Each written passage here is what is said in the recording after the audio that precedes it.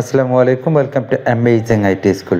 প্রিয় দর্শক, আজ আমি আপনাদের দেখাবো আপনারা কীভাবে বিকাশ থেকে মোবাইল রিচার্জ করবেন। আমি এই পদ্ধতিটা আপনাদের দেখাচ্ছি বাটন চেপে।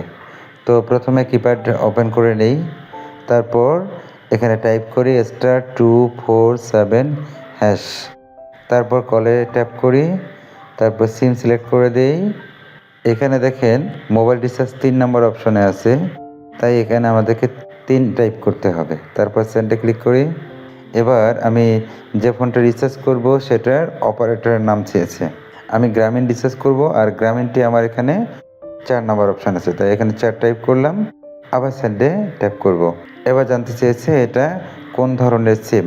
আমার সিমটি প্রিপেইড, এটি 1 নম্বর অপশনে আছে, তাই আমি এখানে 1 টাইপ করে সেন্ডে ট্যাপ করব।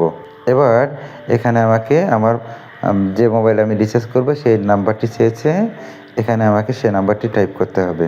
আমি নাম্বারটি টাইপ করে শেষ করেছি। এখন এই সেন্ড এর উপরে ট্যাপ করব। এখন এখানে বলেছে যে কত টাকা আমি রিচার্জ করব।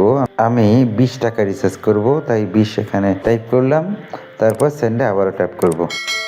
এবার এখানে আমাকে আমার পিন নাম্বার দেওয়ার জন্য বলা হয়েছে। আমি আমার পিন নাম্বারটি এখানে টাইপ করব, তারপর সেন্ডে ট্যাপ করব। এই দেখেন সাকসেসফুলি আমার নাম্বারে 20 টাকা রিচার্জ হয়ে গেছে।